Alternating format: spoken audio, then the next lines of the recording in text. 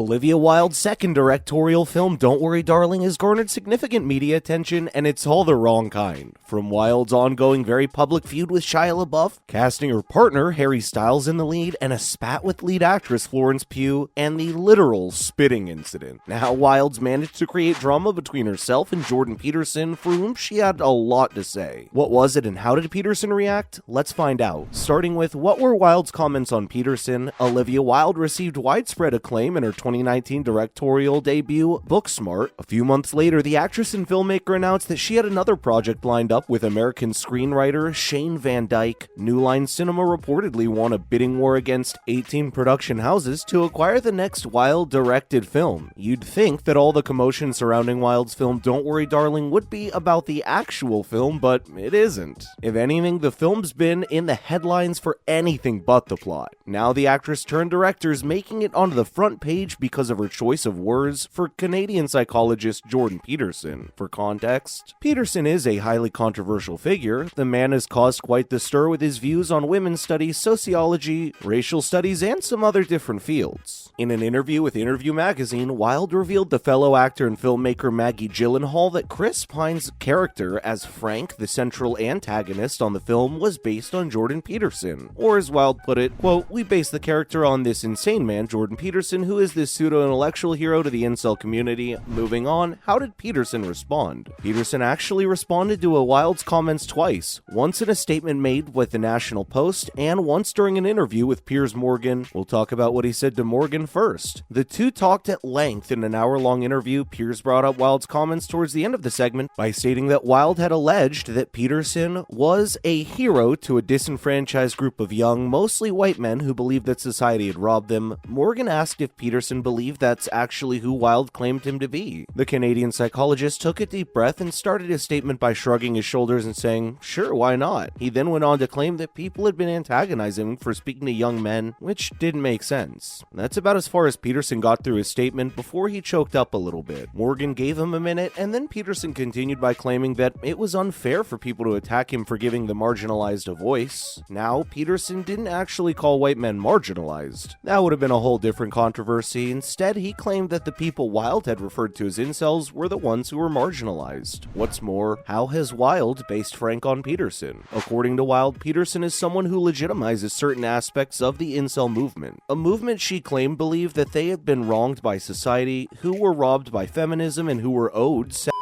Traditionally, an incel is someone who's halfway between the stereotypical nice guy and a weeb, basically. Someone who chooses to blame women for the way that they are rather than focusing on self-improvement. But the phrase is more than an insult. In 2014, Elliot Rodgers stabbed 3 men and shot 3 women shortly after uploading a video onto YouTube titled Elliot Rodgers Retribution. In the video, Rodgers explained his hatred for women and active men, claiming that the two groups were responsible for the fact that he couldn't get a girlfriend. After killing 6 people and injuring 14 others, Rodgers died from a self-inflicted gunshot wound to the head. The United States Secret Service deemed the act to be misogynistic extremism. Rodgers also released a manifesto of sorts for friends, family, and his therapist outlining his entire life. The manifesto made rounds on the internet with people actually sympathizing with the 24-year-old. Some would consider this the birth of the incel community. But Wilde's character Frank is charismatic and manipulative, something she ascribes to Peterson. However, at heart, Frank is a misogynist who's obsessed with having control over as many people as possible, predominantly young men who look up to him. That's how she described Peterson, someone who touches on a disenfranchised youth's problematic sentiments. There's actually a scene in the film where Pine makes a subtle reference to Peterson's 2012 book 12 Rules of Life, an anecdote for chaos. Frank asks another what the enemy of progress is, and nods when the man replies with chaos. Coming up, what did Peterson say in his statement to the National Post? Before Peterson broke down on Piers' show, he actually made light of the situation in a statement made to the National Post. According to the psychologist, Pine was an attractive man, and he couldn't have been happier to have someone like him acting in a role that was based on him. He also went on to take a jab at Wilde by claiming that he wished Pine did his role justice by making good use of Peterson's wardrobe choices and acted in a way that benefited the woke bullies and bores that now dominate Hollywood.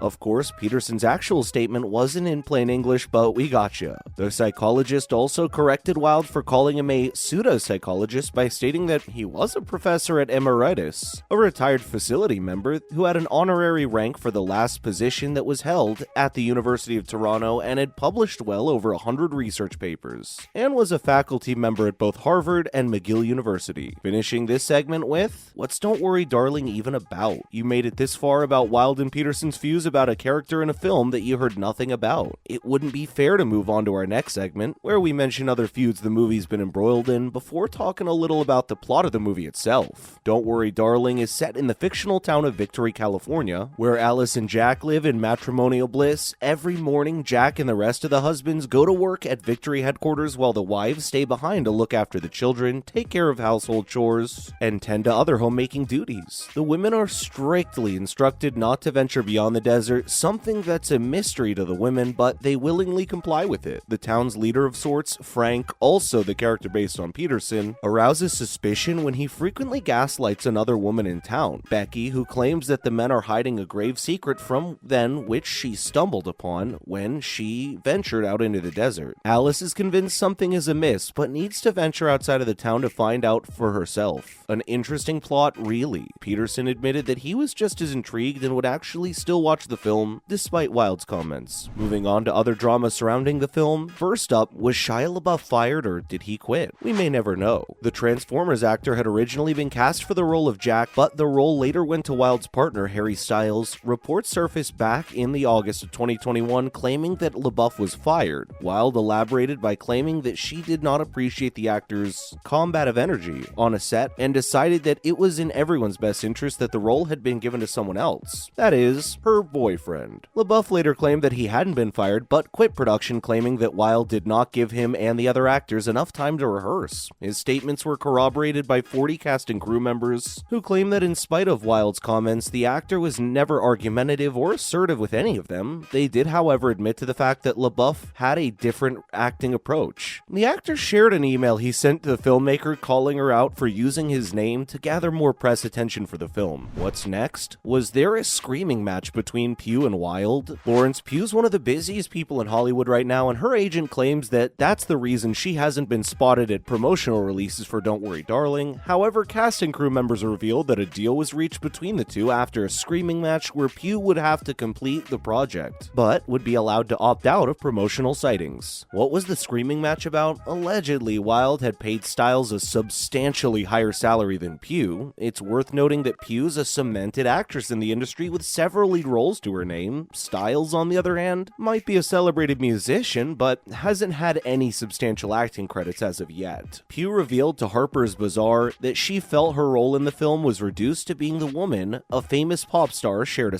scene with. Finally, did Harry Styles spit at Chris Pine? The Pine v. Styles fiasco is one motivated by an online frenzy. Earlier, fans noticed that Pine would disassociate in interviews he shared with the musician. Then a video made rounds on the internet which allegedly shows Styles spitting into Pine's lap. Styles puckers up his lips, tilts his head down slightly, and then Pine looks at his lap with an annoyed expression. Had the musician actually spat on him, it would have been the biggest controversy surrounding the film, but thankfully the whole video was misconstrued by a fan base that was already looking for more scandals. A representative for Pine later clarified that not only did Styles not spit in the actor's lap, but that the two actually had fun working with each other on set. That's it for today's video, my friends. Is Peterson a hero for the Incel community, or was Wilde out of line? Let us know in the comments below. Be sure to give this video a thumbs up and subscribe for more. Thank you so much for watching. We'll see you in the next one.